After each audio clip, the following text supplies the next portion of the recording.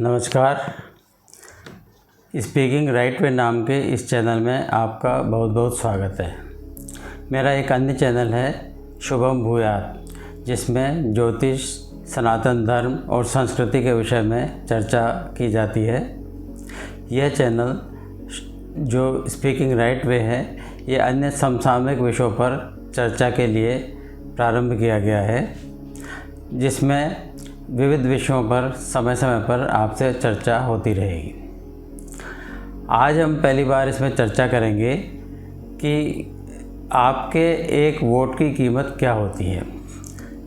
जब लोकतंत्र में जनमताधिकार है, उसके आधार पर हम शासन व्यवस्था चुनते हैं और लगभग 1000 वर्ष की गुलामी के बाद भारत में 15 अगस्त 1947 को आज़ादी प्रारंभ हुई।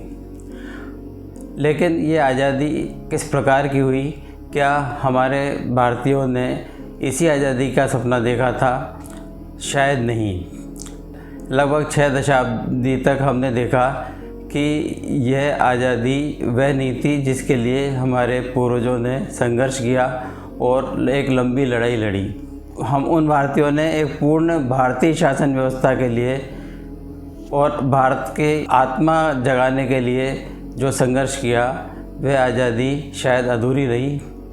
आपने देखा होगा कि पिछले लगभग 6 दशकों में भारत में 2 पर्व 15 अगस्त और 26 जनवरी राष्ट्रीय पर्व और तीसरा 2 अक्टूबर, ये 3 पर्व तो राष्ट्रीय पर्व के तौर पर मनाए जाते रहे हैं। लेकिन इसके अलावा एक चौथा पर्व जो कि इन एक एक दिन के 3 पर्वों से भी बढ़कर था, वो लगभग 1 माह तक सरकारी तौर पर मनाया जाता रहा।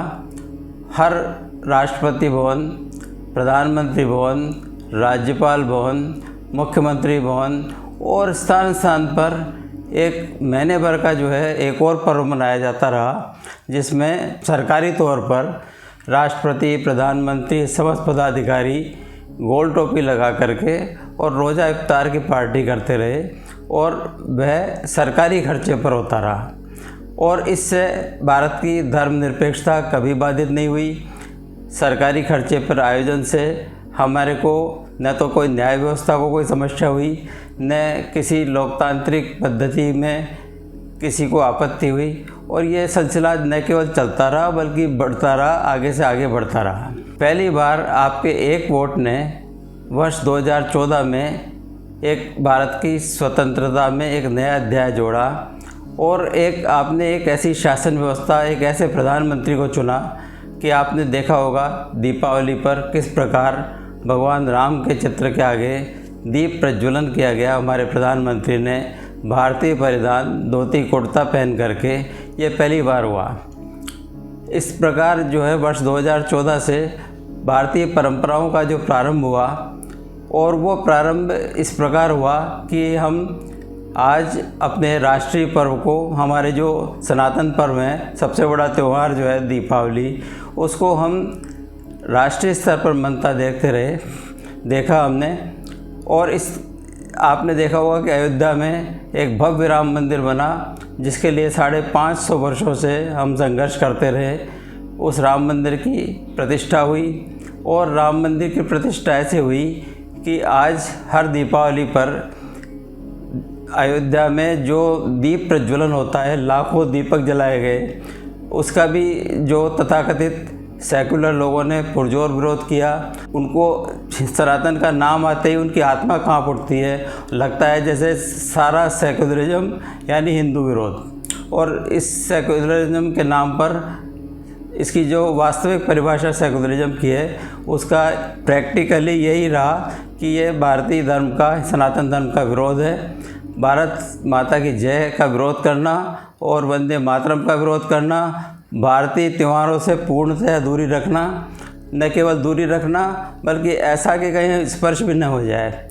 ठीक है, रिचुअलिस्टिक तौर पर एक बधाई संदेश राष्ट्रपति, प्रधानमंत्री दे दिया करते थे, लेकिन कभी नहीं देखा गया कि उन्होंने भारतीय त्योहारों को, भारतीय पर्वों को स्वयं मनाया हो और उसमें स्वयं सम्मिलित हुए हों।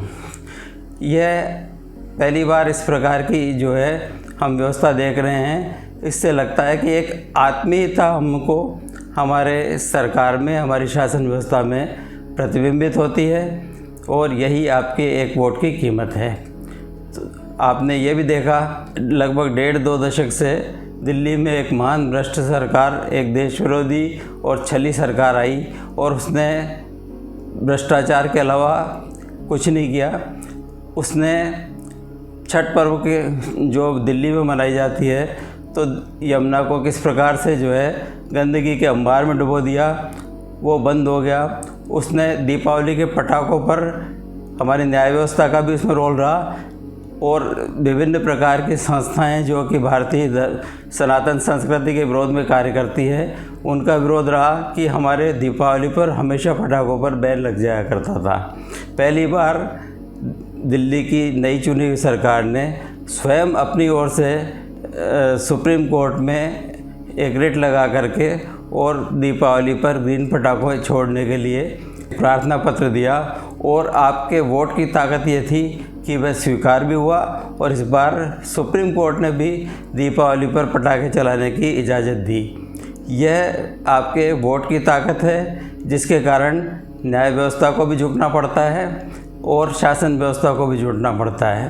तो अपने वोट की कीमत पहचानिए और छोटे छोटे प्रलोभनों में न आकर के और हमेशा उस सरकार को चुनिए। ध्यान रखिए जब आप वोट डालते हैं वो कहीं आपकी जड़ों पर मट्ठा तो नहीं डाल रही है। ऐसे लोग तो नहीं हैं जिनको भारतीय और सनातनी कहने में शर्म आती हो, जो राम मंदिर के उद्घाटन पर काले कपड़े पहन करके विरोध करते हों। वो ऐसे लोग तो नहीं हैं जो सुप्रीम कोर्ट में राम मंदिर के विरुद्ध वकीलों की एक फ़ौज खड़ी करते रहे हों। ऐसे लोगों से बचिए, उनको पहचानिए और सही सरकार को सही मत डालिए, ताकि आप अपनी संस्कृति को और अपनी परंपराओं को जीवित रह सकें। आज इतना ही। नमस्कार।